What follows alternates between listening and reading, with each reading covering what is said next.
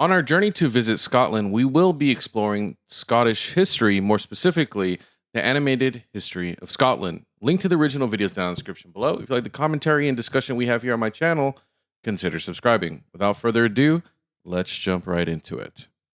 Scotland is a country north of England in the island known as Great Britain. It is worthwhile to note that even though the country has been united with English since 1707, it is very important that if you ever visit there, do not call them British. This video is going very, very fast, which again, I'm going to have a playlist in the description of all Scottish videos, present, past, and future. So if you want to check out more of those. But if you're new to my channel, you know that I'm not a historian, but I'm also not a good representation of the common American education. I tend to be more on the educated side. And with that context given, I know this. But I say that to say I don't know if every American does. Okay, so I know a whole long ramble just to say I know this. This was something I definitely knew, but I can't vouch that all Americans would actually not make this mistake. Which leads me to my first question. I ask a lot of questions in these videos, not because I just don't like. I just if I don't know, I ask. Is this still a common issue? Especially with the age of information and YouTube videos and all this stuff. Like, I am genuinely wondering if it's like a huge issue, not just by Americans, but by the whole world making this mistake. Celtic people arrived in the British Isles in the first millennium BC, and soon spread to form the Brittonic, Gaelic, and Pictish people, who all really hate each other for some reason. This lasted until 43 AD, by which time the Romans were having so much fun conquering stuff that they decided to make it a thing. The Picts proved very difficult to conquer, and the Romans found themselves unable to invade the highland in an area called Caledonia. The name Caledonia. Isn't there a movie about that? That sounds really familiar. Caledonia. There's a movie where something in the movie was named Caledonia. That's not just a historical movie. Maybe I'm tripping. Maybe it's something spelt similar. Let me know in the comments if you know what I'm talking about. This is a weird like epiphany thing.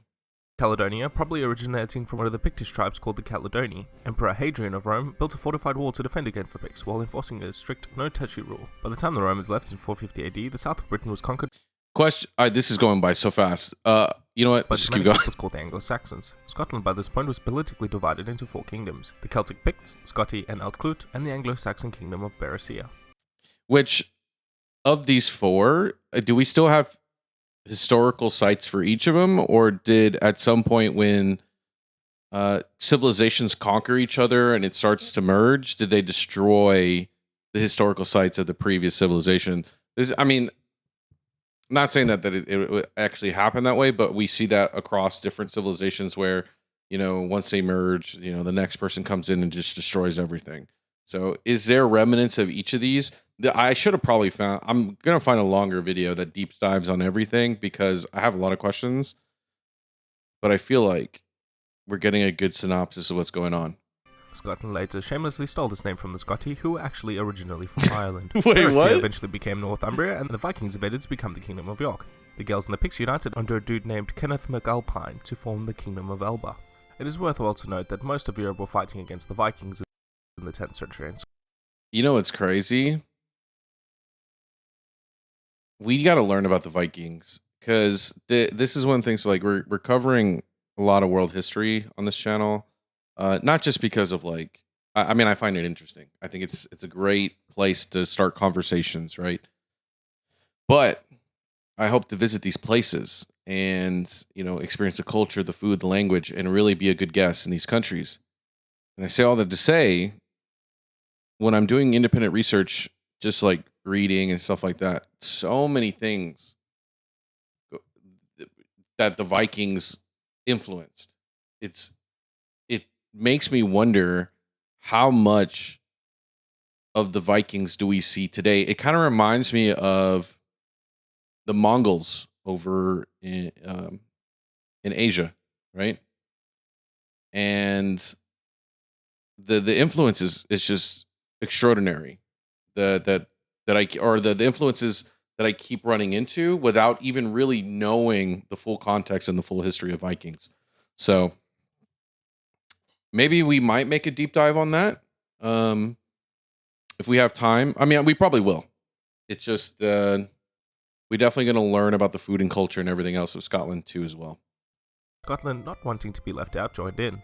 The Vikings were defeated in 927 by a newly formed Kingdom of England, who then continued to invade north into Scotland.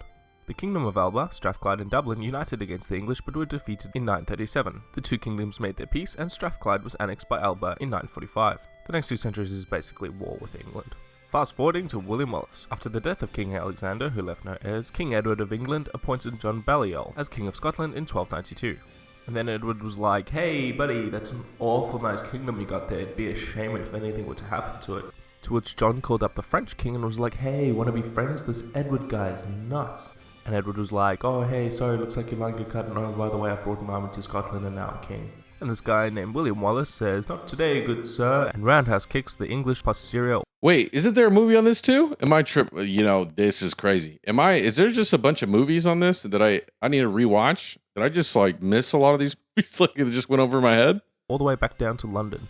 The English later killed Wallace and 2 more wars were fought, but the Scots eventually gained independence from the English in 1357. In 1371, King James III gained the Orkney and Shetland Islands in a dowry when he became engaged to Margaret of Denmark. Around this time, Scottish Gaelic had died out to a regional language, largely being replaced by the Germanic Middle English. In the early 16th century, Scotland became influenced by the teachings of Luther and Calvin.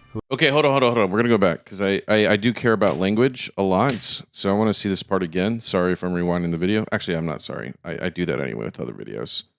Language is very important, so let me see this part. King James III gained the Orkney and Shetland Islands in a dowry when he became engaged to Margaret of Denmark. Around this time, Scottish Gaelic had died out to a regional language. But is it still spoken, and is there still writings? I'm a huge, I make this opinion known in all my other videos, but this is my first time really talking about it in the Scottish videos.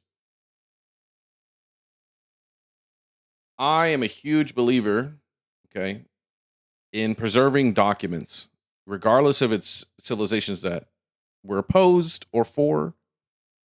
Is there still artifacts or documents of this language? And if so, if I were to visit, could I see these?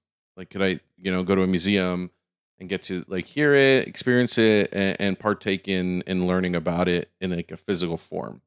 Obviously, I'm not going to be able to touch it, but you know what I mean? Like, has there been anything preserved on it? Because there's like we let's use the language, the Polish language, right? That language is so representative of how the history that they went through. Because like I'm not a Polish expert, but I'm learning the language and the history, and you can see why the language is the way it is because of the long, constant fighting in their history. I'm seeing that here.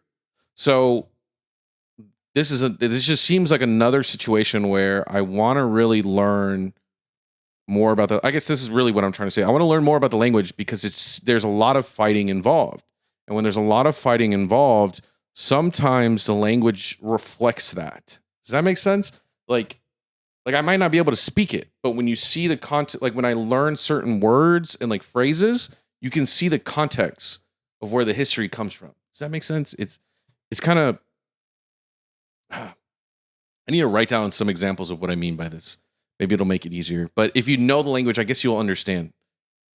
Largely being replaced by the Germanic Middle English. In the early 16th century, Scotland became influenced by the teachings of Luther and Calvin, who were like, "Hey guys, the Pope is dumb and we're cool and you should totally start a church." To which the Scots replied, "I know, right? What's he even hiding under that hat?" And so the Presbyterian Church was born, solidifying Scotland as a Protestant nation. In 1603, Elizabeth I died without an heir, leaving her cousin, James VI, as King of England, Scotland and Lord of Ireland in a personal union.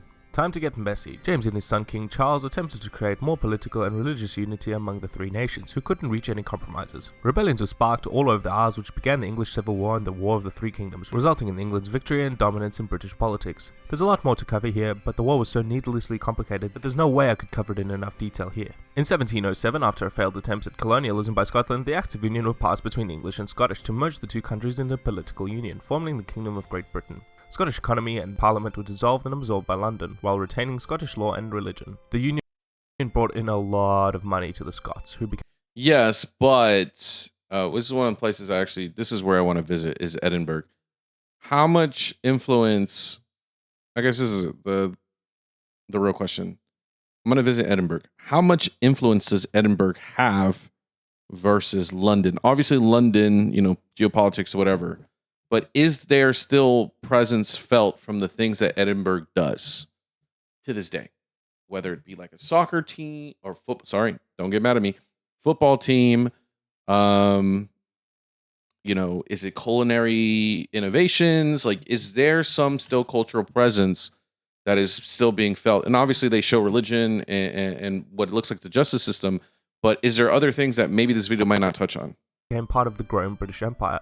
After a brief Jacobite uprising, Scotland saw growth and prosperity.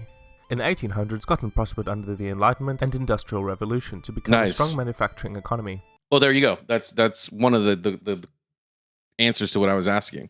The Scots fought in World War I and II under the Kingdom of Great Britain. In 1999, Scotland was granted devolved powers and increased her independence while still remaining within the Union. The Scottish National Party became the majority government in Scottish Parliament in 2011, and a referendum was held on Scottish independence in 2014. Scotland voted to remain part of the United Kingdom, along with being granted... Oh, there you go. It answered my whole question. I mean, because the thing is, it's like, the reason why I asked that in that time period is because sometimes, not all the times, what I'm learning is some of these civilizations will document things as like, oh, they agreed, but really they were fighting to be independent the whole time. Does that make sense? So, it's funny because like I should have just waited to ask that question and I would have got my answer, but sometimes these videos really just don't answer the question at all.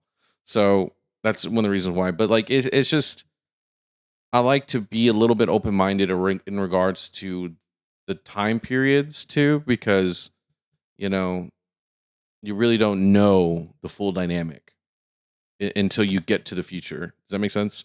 Further devolved powers. In 2016, after Scotland voted to remain in the European Union, while the rest of Great Britain voted to leave, Scotland has shown increased support for the second independence referendum to be held within the next 2 years.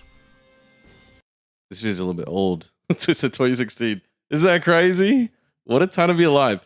How much has changed since this video? I mean, I guess what we really wanted to see was the early days. How much of that was accurate? How much of that was inaccurate? What is some of the bigger contexts that I'm missing? I hope to visit Scotland. Can't wait. I'm really excited. Anyway, love you guys. Check it out on the next one. Bye-bye. This video is brought to you, actually, by viewers like you. Thank you so much for subscribing and being part of my journey and allowing me to be a part of yours. Let's create new memories this 2025 on our road to 1 million subscribers. And with all that jazz out of the way, I just want to say thank you so much. I love y'all and enjoy the video.